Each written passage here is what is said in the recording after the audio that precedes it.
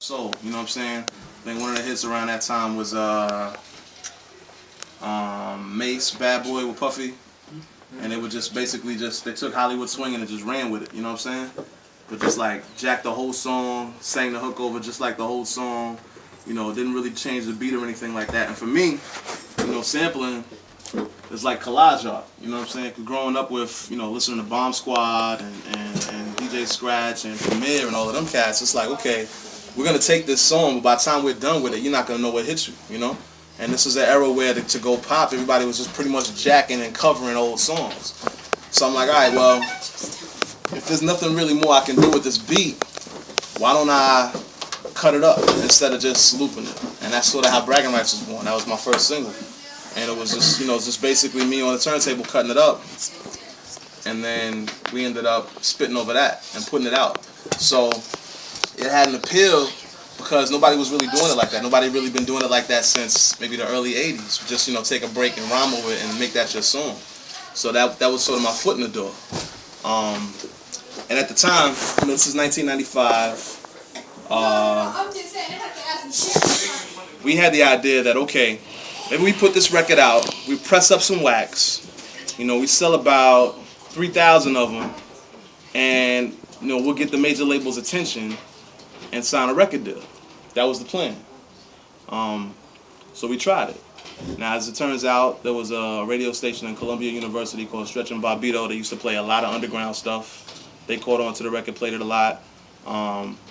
The Source picked it up, put it in Unsigned Hype in '95, and it sort of took off. Now, you know, we sold 1,000 records, sold 2,000 records. These are like 12-inch records now, you know, mind you. They're still selling them in like the HMVs and the Sam Goodies of the world, you know what I'm saying, the Tower Records of the world before they shut all that down now. But, you know, sold about 3,000. Weren't really getting any phone calls from any record labels. You know, 4,000, 5,000. Within a year's time, it so happened we ended up selling about 13,000 copies of this single. Now, for 1995, for an independent artist, that was a lot. You know, there were other cats in that era doing it at that time, like a group called Company Flow, a group called Jig Masters, and might have a producer you might have heard of named DJ Spinner, a brother named Mr. Complex. So there were different people, you know, in New York and Cali and you know, from San Fran to LA, putting out independent records, and this was sort of a renaissance period for that. Because it's not like this was the origination of, all right, independent hip-hop. You know, indie hip-hop started in the 80s. But this was a sort of resurgence of it where people were like, all right, I'm tired of just taking my demo tape and knocking on the doors of these labels and these A&R people where it's more about who you know. I'm going to take it straight to the people, put out a record, put it in the mom and pop shops, hope the major shops will pick it up and see what happens. So, you know, we sort of charting, you know, right next to the Nas's and the major artists of that time. And we sort of realized, okay, if we don't get a record deal, we can still do what we're trying to do. You know what I mean? And mind you, at the time, I'm a sophomore in college. I was going to SUNY Albany. This was all playing with house money for me. You know what I mean? This was my first time being on wax, my first time doing shows.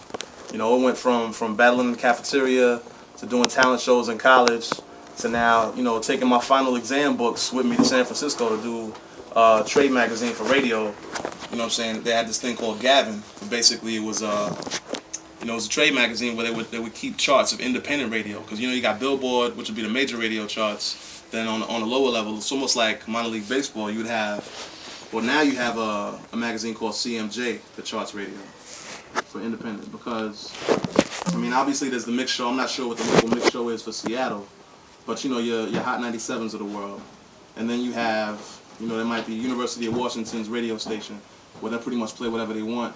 There's not a payola system set up. So what you'll have are promoters that'll say, okay, I'm gonna send my song to this DJ over here at this college radio station who has a hip hop show that's on from 12:30 to 2 o'clock in the morning, and you know, just give it to them, hope they play it, hope people hear it, and they pick it up on it. You know what I mean?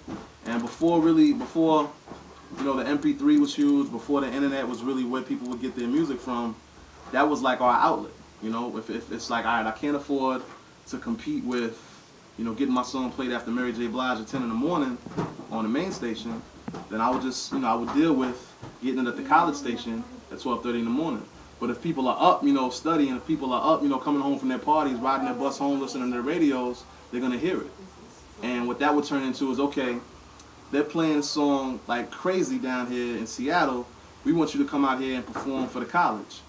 We want you to open up for Wu-Tang. You know what I mean? So that's sort of how it would happen. And it would develop. So you'd have independent artists. You know, you had an outlet to be heard, and then you had a demand to be seen. So from 95 to 96, we put out another single, put this one on CD,